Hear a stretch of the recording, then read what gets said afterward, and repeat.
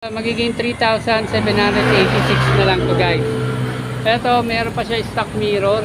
Tingnan natin kung yun. So hindi lang nakafix yung kanyang mirror. Overall appearance ito napaka solid pa guys. From headlight, park light nya, fender nya, ayan, napaka linaw pa ng kanyang wala mga gas-gas yung headlight cover. Gulong ang kapal pa rin.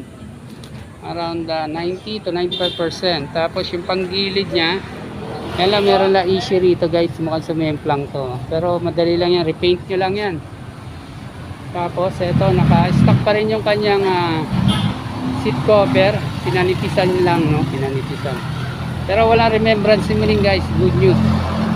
Eto yung gilid nya guys, wala na yung niya dito, emblem guys, wala na, pero overall pa naman ito na maganda pa siya, no. Tapos yung kanyang tail light, so